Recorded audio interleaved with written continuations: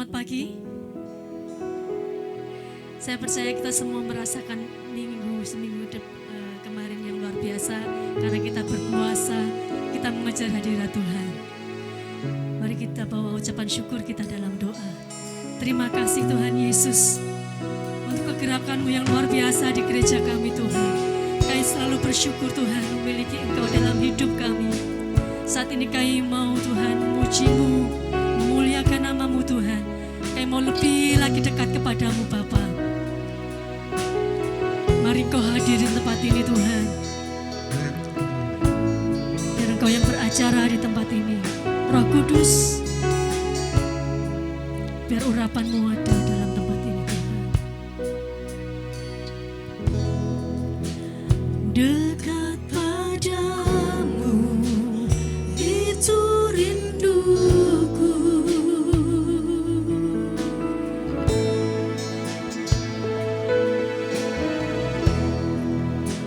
Setiap kataku kau pun menunggu.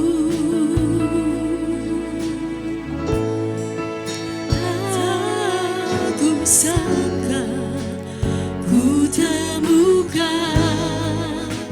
satu kasih yang abadi. Kini ku datang dan ku bawa hidupku.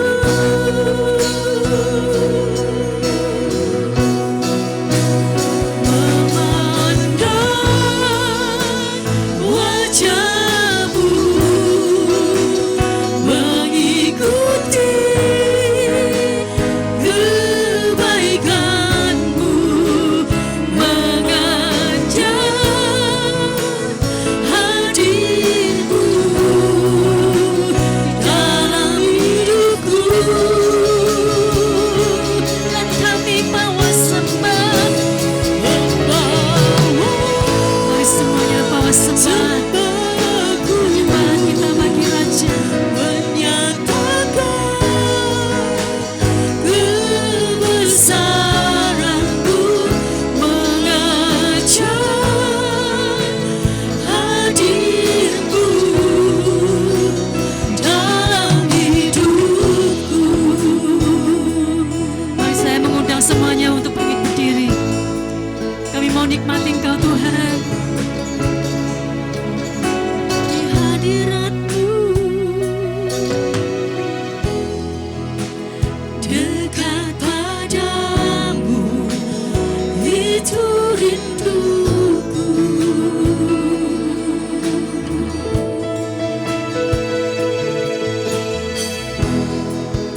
Setiap kataku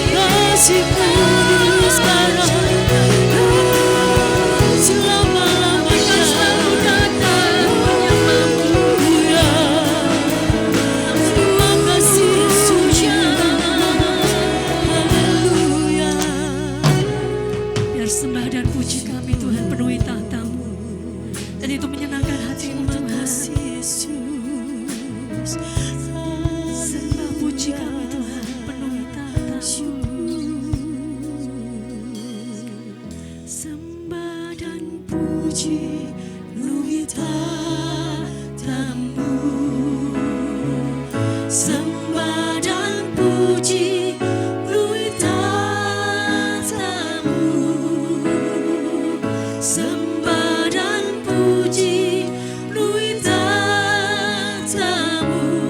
Yesus Tuhan adalah Raja.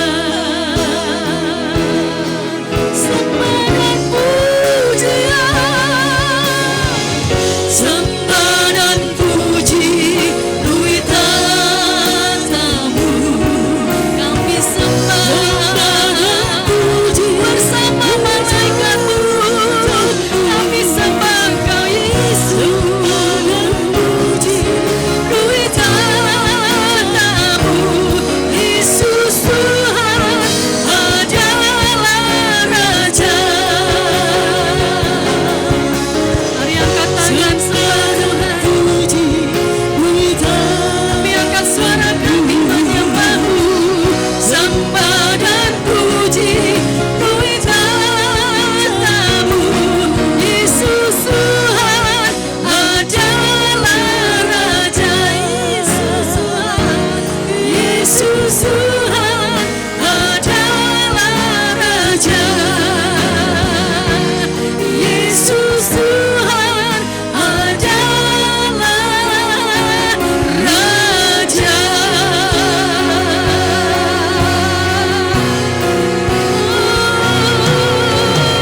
Kemuliaan bagi-Mu Yesus. Mari bersorak-sorai bagi Yesus Tuhan. Ya Raja segala Raja yang hadir di tempat ini. Terima kasih Yesus Tuhan, terima kasih. Kami percaya Engkau yang hadir di tempat ini. Kami mau rayakan kebaikan-Mu. Dalam nama Tuhan Yesus, kami semua sepakat memuji-Mu Tuhan. Dalam nama Yesus, amin. Tiada Allah yang seperti Allah kita. Dia Allah yang hebat, Allah yang dahsyat. Allah mana yang besar seperti Allah kita. Tak ada satupun yang bisa menandingi Dia. Haleluya. Allah mana yang besar seperti Allah kita. Allah mana yang dahsyat seperti Allah kita. Dia kuat dan penuh kuasa. Tiada Allah yang seperti Dia. Allah mana yang besar seperti Allah kita.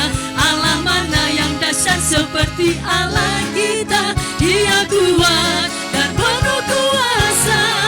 Tiada Allah yang seperti Dia. Yang puaskan jiwa yang dahaga dan girangkan dengan sukacita. Bersorak-sorai semua orang yang takut akan Tuhan. Hosana.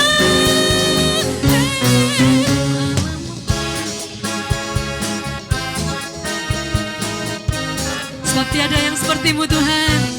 Allah mana yang besar seperti Allah kita. Ada yang dahsyat seperti Allah kita. Dia kuat dan penuh kuasa. Tiada Allah yang seperti Dia. Allah mana yang besar seperti Allah kita. Allah mana yang dahsyat seperti Allah kita. Dia kuat dan penuh kuasa. Tiada Allah yang seperti Dia. Dia puaskan jiwa yang dahaga dan girangkan dengan sukacita. Bersorak-sorai hai semua orang yang takut akan Tuhan. Yang puaskan jiwa yang dahaga dan girangkan dengan sukacita. Bersorak-sorai hai semua orang yang takut akan Tuhan. Yang puaskan jiwa yang dahaga dan girangkan dengan sukacita. Bersorak-sorai hai semua orang yang takut akan Tuhan. Hosana, Hosana.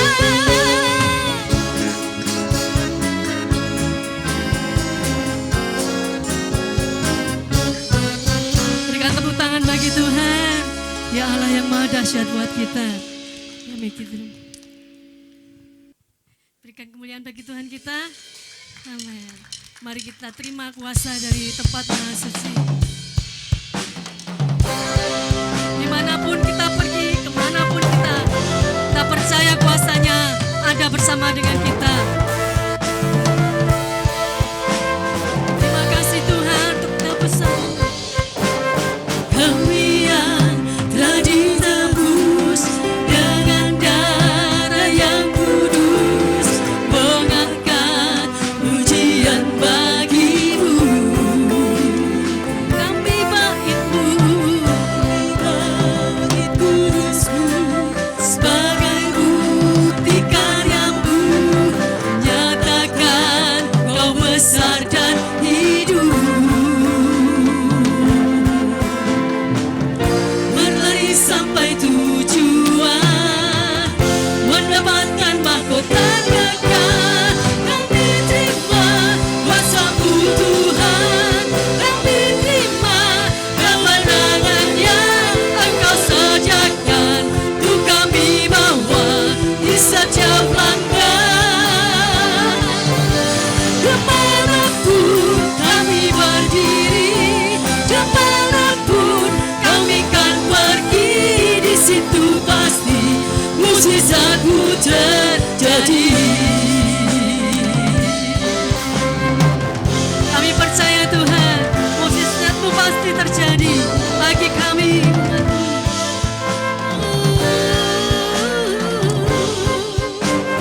Kami yang telah ditebus dengan darah yang kudus, nyatakan pujian bagi-Mu. Kami bait kudus-Mu, sebagai bukti karya-Mu, nyatakan Kau besar dan hidup. Berlari sampai tujuan, mendapatkan mahkota kekal. Kami terima kuasa-Mu Tuhan, kami terima kemenangan yang Engkau sediakan untuk kami bawa di setiap langkah. Dimanapun kami berdiri, kemanapun kami kan pergi, di situ pasti mukjizat-Mu terjadi.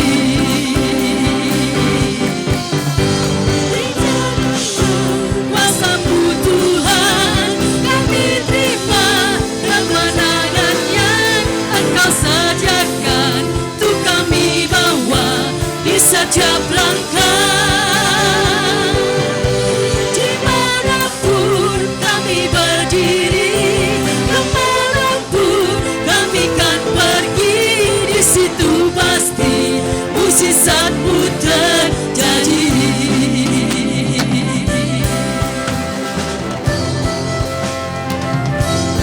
Terima kasih Tuhan.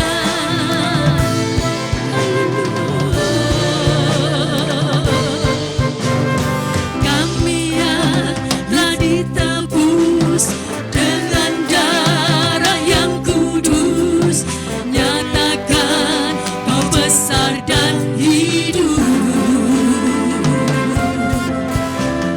Kami bait kudus-Mu, sebagai bukti karya-Mu, nyatakan Kau besar dan hidup.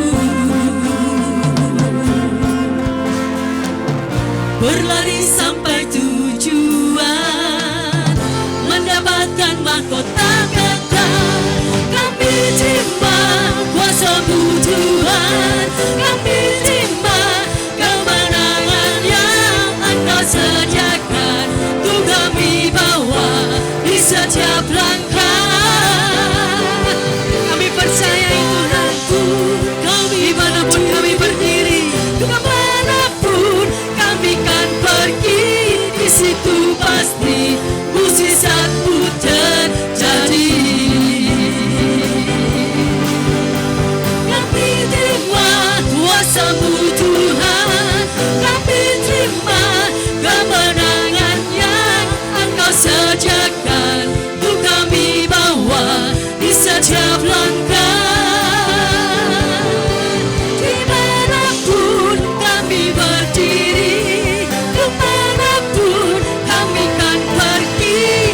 situ pasti mujizatmu terjadi.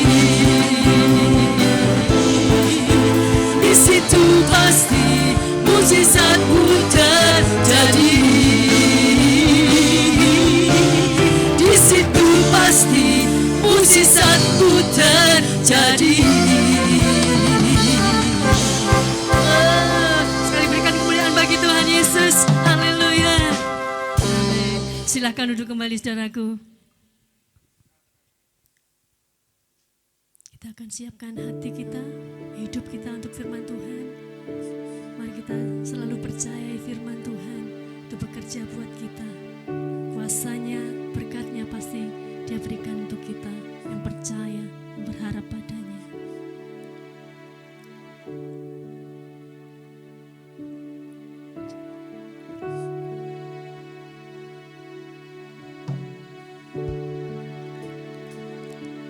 Jikalau tanpa kasih Tuhan, jikalau tanpa kasih Tuhan, tiada ku sanggup menjalani hidup ini. Di saat hatiku percaya, di saat jiwaku berserah, surga terbuka, kuasa Tuhan bekerja.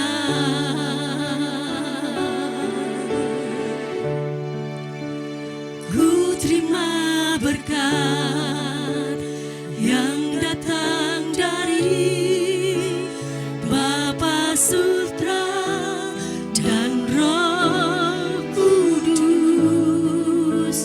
Apapun yang ku sentuh, ku kerjakan, dibuatnya berhasil. Sinar wajah-Mu yang menerangi, menjaga dan menuntun hidupku, damai dan penyertaan-Mu penuhiku.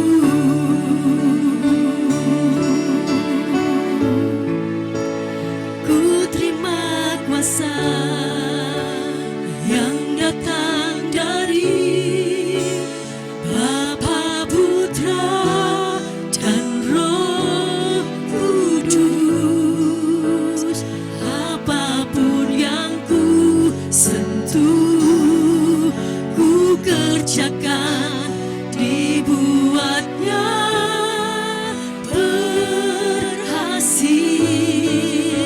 Sinar wajah-Mu yang menerangi, menjaga dan menuntun hidupku, damai dan penyertaan-Mu penuhiku.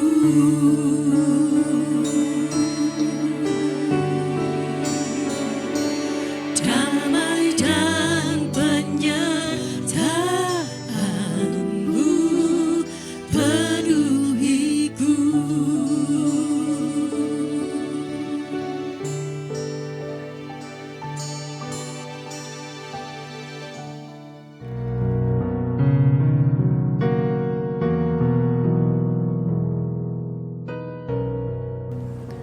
Selamat pagi, shalom semua Bapak Ibu Saudara yang dikasihi oleh Tuhan. Kita akan berdoa sebelum kita mendengarkan firman untuk ibadah hari Minggu ini. Bapa di surga, kami mengucap syukur atas perbuatan-Mu yang baik bagi kami, sehingga kami melewati tahun 20 dan kami sekarang memasuki tahun yang baru di mana Tuhan menempatkan kami. Ini semua karena anugerah-Mu dan Engkau masih mempunyai rancangan di dalam hidup kami untuk kami memasuki tahun 21 ini. Dan kami percaya rancangan Tuhan adalah rancangan yang baik, bukan rancangan kecelakaan, untuk memberikan kami hari depan yang penuh dengan harapan. Terima kasih Bapa. Allah Roh Kudus kiranya menerangi hati kami, pikiran kami, semuanya, dan hamba-Mu ini, sehingga kami bisa menangkap firman-Mu, dan kami mengetahui kebenaran, dan kebenaran itu akan memerdekakan hidup kami. Terima kasih Bapa. Segala puji, hormat, syukur bagi-Mu, dalam nama Tuhan Yesus. Amin. Saudara yang dikasihi oleh Tuhan, firman Tuhan kali ini adalah judulnya untuk semester yang bulan Januari sampai bulan Juni nanti adalah Goliat harus jatuh. Kalau kita melihat, pertama-tama kita akan lihat 1 Samuel ya, pasal yang ke-17. Kita akan membaca 1 Samuel 17 ayat 48. Ketika orang Filistin itu bergerak maju, yaitu Goliat, untuk menemui Daud, maka segeralah Daud berlari ke barisan musuh untuk menemui orang Filistin itu. Lalu Daud memasukkan tangannya dalam kantongnya, diambilnyalah sebuah batu dari dalamnya, diumbannya, maka kenalah dahi orang Filistin itu, sehingga batu itu terbenam ke dalam dahinya, dan terjerumuslah ia dengan mukanya ke tanah. Demikianlah Daud mengalahkan orang Filistin itu dengan umban dan batu. Ia mengalahkan orang Filistin itu dan membunuhnya tanpa pedang di tangan. Saudara, kita memasuki tahun 21. Tahun ini tahun yang merupakan tahun misteri, yang kita tidak tahu apa yang terjadi setelah corona ini. Mungkin corona ini masih jalan dan masih ada lagi hal-hal yang harus kita hadapi. Seperti kita ketahui bahwa Tuhan Yesus mengatakan 2 Timotius 3 ayat 1. Tuhan mengatakan bahwa pada hari-hari yang terakhir akan terjadi masa-masa yang sukar. Orang mencintai dirinya sendiri, menjadi hamba uang, membual, menyombongkan diri, dan seterusnya. Saudaraku, masa-masa yang sukar, semakin kita melihat tahun-tahun menjelang kedatangan Tuhan, kita melihat tahun-tahun yang sukar ke depan. Tapi adakah tahun-tahun itu membuat kita kecil hati dan kita menjawab tawar hati dan kita gelisah, saudaraku? Tidak demikian halnya dengan Daud. Ketika orang raksasa yang namanya Goliat itu tampil dalam pertempuran antara bangsa Israel dan Filistin waktu itu, terjadilah kecemasan, ketakutan di antara Raja Saul, raja orang Israel, dan juga perwira-perwiranya, saudaraku, mulai cemas karena yang muncul ternyata bukan sembarang orang. Yang muncul raksasa yang tingginya hampir 3 meter dengan peralatan perangnya yang sekian puluh kilo, saudaraku, dengan baju sirah, dengan tembaga yang menutupi beberapa bagian tubuhnya, dan siap menelan, membunuh, menghabisi, menewaskan siapa saja yang mau tampil dengan dia. Dan kemungkinan Goliat ini sudah pengalaman selama puluhan tahun menjadi seorang tentara yang handal. Bisa saja di tangannya telah terbunuh puluhan orang, bisa saja ratusan orang, saudaraku. Orangnya garang, bengis, dan ditampilkan begitu rupa sehingga membuat tidak hanya orang biasa, sampai tentara-tentara, sampai Raja Saul, saudaraku, cemas dan mengalami ketakutan. Saudara, kita menghadapi suasana yang seperti itu. Saya mengerti bagaimana saudara sebagai anak Tuhan harus menghadapi ekonomi. Sebagian di antara saudara masih punya angsuran yang sulit untuk dipenuhi. Beberapa saudara mempunyai cicilan di bank. Beberapa di antara saudara mempunyai hutang yang rasanya tidak mungkin dibayar tahun ini. Ada di antara saudara juga mungkin mengidap kanker stadium 3, stadium 4. Secara kedokteran tidak ada harapan. Mungkin juga engkau menghadapi raksasa masa depan, pendidikan, di mana engkau tidak mempunyai orang tua yang bisa membiayai untuk pendidikan guna menempuh masa depan Anda. Itulah masa-masa real yang kita hadapi di lapangan setiap harinya, yang membuat kita kadang-kadang tidak bisa tidur, yang membuat kita malam sebelum tidur sudah mengiang menghantui pikiran kita. Kadang-kadang kita bisa mengigau, bermimpi tentang kesulitan, tentang kecemasan-kecemasan yang saudara hadapi. Esok harinya bangun, mungkin tergesa-gesa, tidur tidak bisa nyenyak, makan pun tidak enak, saudaraku, karena menghadapi masalah yang datang silih berganti. Jangankan ada corona, sebelum corona saja masalah sudah sulit diatasi, apalagi ada virus yang begitu berkembang menjadi beban di banyak negara di seluruh dunia ini. Akhirnya bertambahlah beban dalam hidup kita. Adakah saudara seperti Saul dan tentaranya yang pengalaman berperang itu kecut hati dan tawar hati? Saudara, saya akan membagikan kepada saudara bagaimana tampil seorang pemuda belia, kurang lebih umurnya 17 tahun, yang namanya Daud. Tidak dididik dalam dinas kemiliteran, dia tidak dilatih untuk bertempur, tidak punya training militer dalam dirinya, saudaraku. Yang hari-harinya diberi tugas ayahnya Isai itu untuk menggembalakan domba-domba, saudaraku, di padang. Dia di dalam keluarganya menurut tafsiran banyak pelayan hamba-hamba Tuhan. Dia itu adalah seseorang yang tidak begitu diperhatikan. Rasa bangga orang tua tidak ada di dalam dirinya. Di antara 8 anak laki-laki Isai, itu satu yang paling bungsu itu yang ditugaskan, yaitu Daud, untuk menggembalakan domba-domba. Ketika diundang oleh Samuel, seorang nabi, untuk di dalam upacara korban, Daud tidak diundang, saudaraku. Padahal Samuel mengatakan, undang semua anakmu laki-laki. Yang ditampilkan anaknya adalah 7. Dari yang pertama Eliab, kemudian Abinadab, kemudian Syama, dan kakak-kakaknya Daud yang 4, jumlahnya 7 itu, saudaraku. Tetapi yang 7 itu tidak dipilih oleh Tuhan untuk menggembalakan bangsa Israel. Nah, Daud pernah mengatakan juga di Alkitab, sekalipun ibu bapakku meninggalkan aku, tetapi Tuhan menyambut aku. Itu sebagai ungkapan tidak dipedulikan di keluarga, saudaraku. Dia tidak dinilai tinggi oleh kakak-kakaknya. Dan kenapa justru orang yang seperti ini, Bapak Ibu Saudara, itu dipilih oleh Tuhan? Orang yang direndahkan, orang yang dikecilkan, saudara, dan tidak dianggap mempunyai nilai dalam hidup ini, justru dipanggil Tuhan untuk menghadapi sebuah krisis nasional waktu itu di Israel, di mana jatuhnya kerajaan Israel ditentukan tampilnya seseorang ini menghadapi Goliat.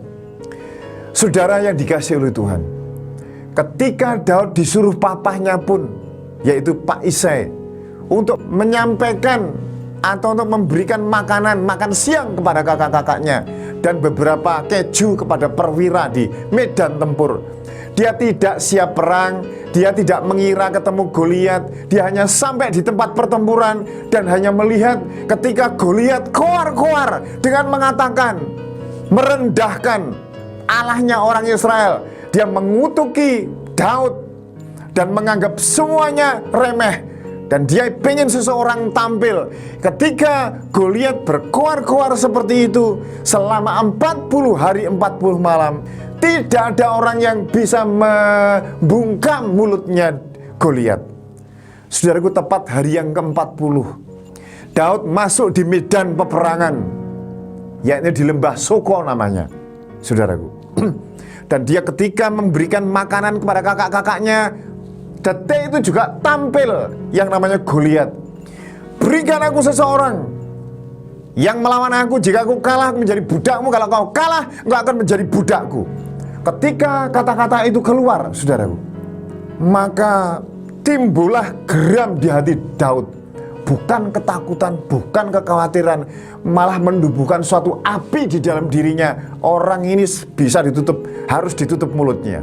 Orang ini harus dikalahkan. Saudaraku, dalam diri Daud ada semacam amarah ilahi yang ada di dalam dirinya. Bukan seperti Saul, bukan seperti kakak-kakaknya, saudaraku, yang lari terbirit-birit ketakutan. Nah, saudara, kenapa Daud bisa ada amarah ketika mendengar caci makian Goliat terhadap Tuhan, terhadap tentara orang Israel waktu itu, saudaraku? Saudara dan saya perlu ketahui, sebelum Daud maju di medan perang, dia sering menggembalakan domba. Dia sering ada di padang. Dia sering membuat tulisan-tulisan, puisi. Hubungannya dengan Allah tertata dengan baik, sehingga kontak dia dengan Tuhan sangat bagus sekali. Itu sebabnya sebelum dia jadi raja, dia juga mengatakan tentang bagaimana gembala itu. Tuhan adalah gembalaku, takkan kekurangan aku.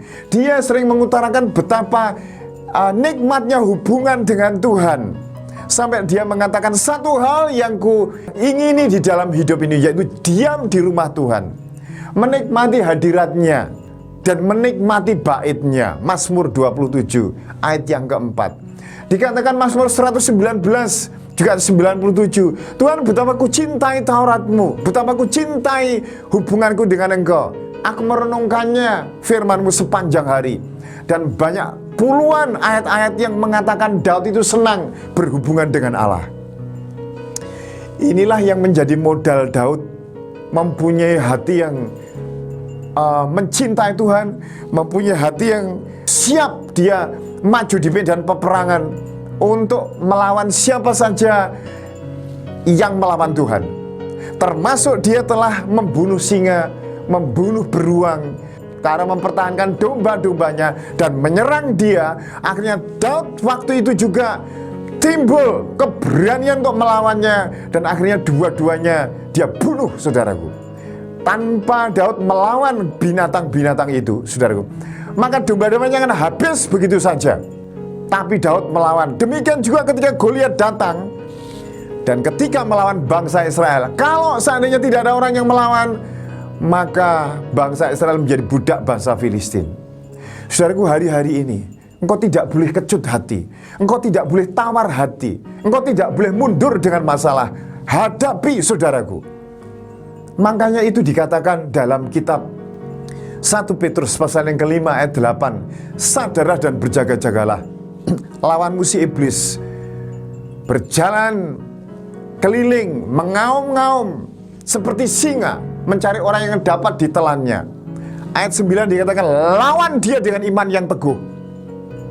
Hari ini adalah hari di mana saudara tidak boleh ngelokro, tidak boleh lemes-lemes. Saudara harus melawan setiap masalah dan tantangan yang dihadapi kita semua tahun 21. Kenapa kita harus melawan? Karena Tuhan bersama dengan kita. Bagaimana mungkin Tuhan bersama dengan kita? Karena kita punya hubungan yang dekat tiap hari dengan Tuhan, yaitu hubungan intim dengan Tuhan, hubungan yang mesra dengan Tuhan. Akhirnya yang memberikan kita pengertian bahwa Allah ada di dalam diri kita, maka kita akan melakukan perkara-perkara yang gagah perkasa.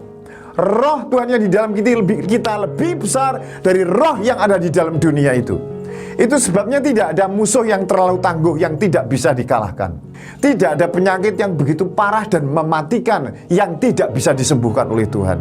Tidak ada ekonomi yang begitu terpuruk, hutang yang begitu besar yang tidak bisa Tuhan pulihkan. Saudara, di dalam Tuhan Yesus selalu ada jalan keluar. Dalam Tuhan tidak ada jalan buntu. Meskipun kau melihat raksasa itu, saudaraku, begitu menakutkan. Begitu kita melihat dari sisi Allah dan kita menghadapi bersama dengan Tuhan, maka Tuhan akan memberi kita jalan keluar. Tuhan akan memberikan kita kemenangan-kemenangan yang tiada taranya. Akhirnya saudara nanti akan melihat, saudara, loh, ekonomiku kok jadi seperti ini bagusnya. Loh, suamiku kok jadi berubah. Loh, anakku yang narkoba sekarang kok jadi pulih. Saudaraku, itu semuanya adalah pertolongan-pertolongan yang Tuhan siapkan tahun 21 ini.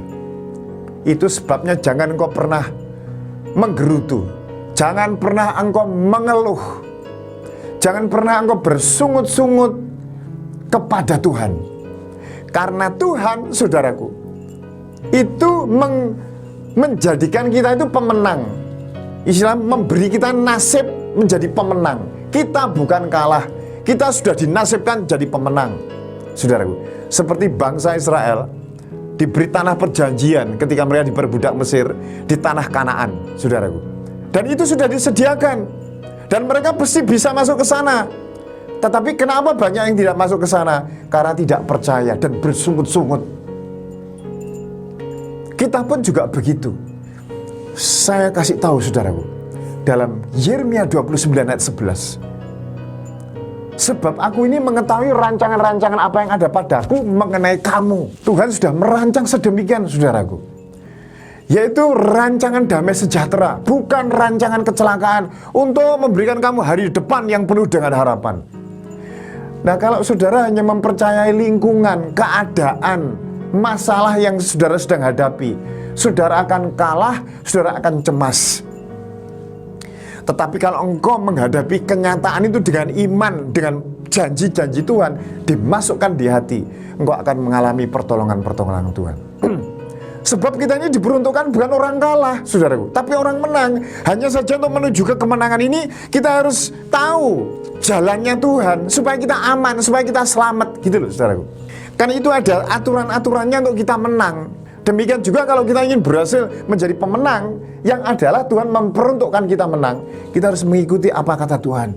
Kita harus mengenyahkan kepahitan, pemberontakan kepada Tuhan.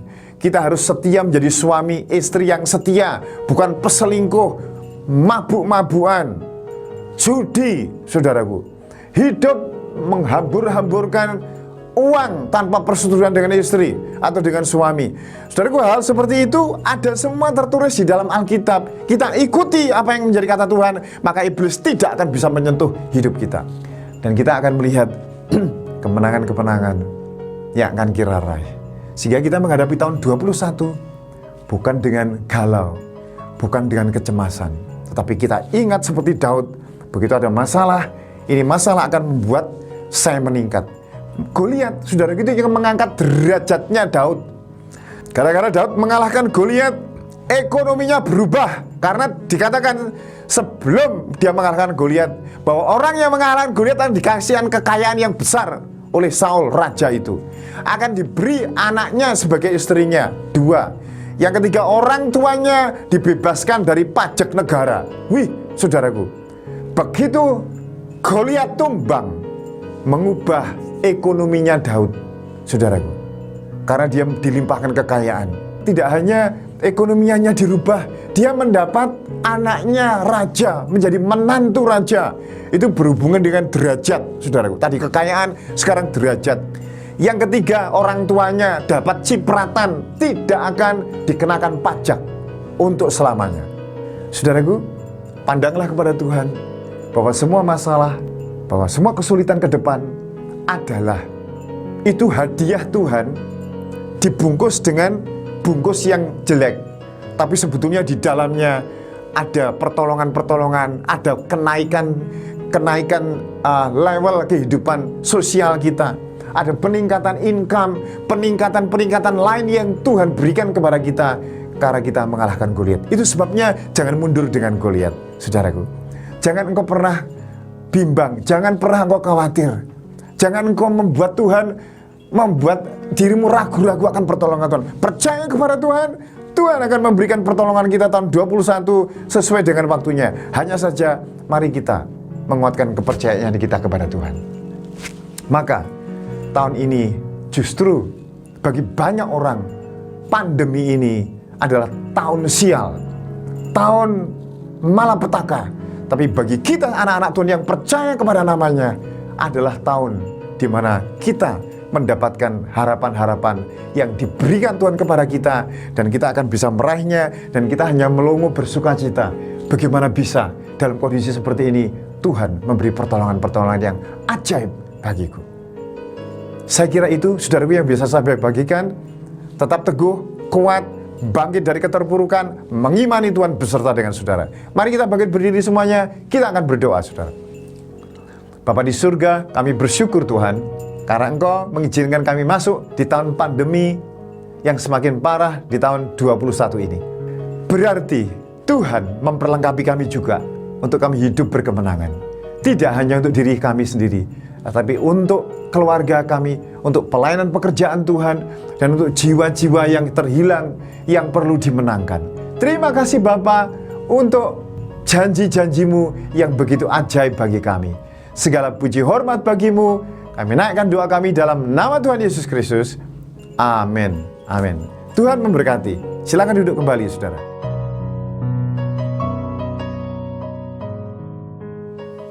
Bapak Ibu Saudara dikasihi Tuhan, saya akan berikan pengumuman seminggu ke depan. Kita sudah selesai berpuasa, puji Tuhan. Bagi Bapak Ibu Saudara yang sudah bisa melewati puasa, saya yakin ada terobosan, ada sesuatu yang baru yang Tuhan akan buat dalam hidup saudara. Nah, minggu ke depan, bagi saudara yang masih punya pergumulan yang cukup berat, bisa dilanjut, terserah masing-masing berapa hari. Demikian dan selamat berpuasa. Untuk pengumuman dari Senin sampai Sabtu adalah komsel seperti biasanya. Ini adalah komsel yang baru, saudara harus mempunyai semangat yang baru dan antusias. Saya mohon tidak ada komsel yang berhenti atau absen. Kalau saudara berhalangan, tolong hubungi staf ya atau saya, sehingga kami akan menolong, dan Sakom juga. Nah, hari Rabu ada Spiritual Breakthrough, yaitu jam 6 lewat YouTube channel GUP El Shaddai. Nah, hari Sabtu adalah ibadah Youth Heroes kaum muda jam 6:30 di gereja, sedangkan ibadah umum di gedung seperti biasanya jam 7, 8:30 dan jam 4. Sedangkan online dewasa jam 7, online anak-anak jam 8. Mulai minggu depan kita akan belajar ibadah dengan yang online adalah dengan Facebook, yaitu live siaran langsung. Jadi nanti Facebook alamatnya adalah GUP El Shaddai. Demikian tambahan pengumuman bagi Bapak Ibu Saudara yang dikasihi oleh Tuhan. Saya mohon bisa disebar ke teman-teman yang belum tahu alamat online kita. Saya kira demikian pengumuman. Sementara ini mari Bapak Ibu Saudara bisa memberi persembahan untuk kas gereja kita. Nah, sementara kita memberikan persembahan, Bapak Ibu Saudara, mari yang belum bergabung dalam kelompok sel, silakan bergabung. Untuk kita supaya tahun ini kita berbuah-buah dan juga kita lebih kuat lagi, lebih antusias lagi, karena peperangan kita lebih besar lagi. Kita harus menyehatkan rohani kita untuk siap menghadapi tantangan tahun 2021. Demikian pengumuman. Mari kita bangkit berdiri, Bapak Ibu Saudara, kita akan mengucap syukur dan berdoa. Bapa yang di surga, kami bersyukur karena Engkau yang setia membawa kami sampai tahun 2021. Engkau izinkan kami masuk tahun 2021 karena Tuhan mempunyai simpanan hal-hal yang masih Engkau simpan bagi kami untuk kami nikmati hidup bersama Tuhan dari kemenangan ke kemenangan. Kiranya anugerah kasih-Mu menyertai kami sepanjang tahun 2021 ini dengan kasih setia-Mu dan dengan kemurahan-Mu. Anugerah Bapa Surgawi, kasih-Nya Tuhan Yesus Kristus, dan tuntunan Roh Kudus kiranya menyertai Bapak Ibu Saudara semua hari ini sampai Tuhan Yesus datang kembali. Haleluya. Amin. Amin.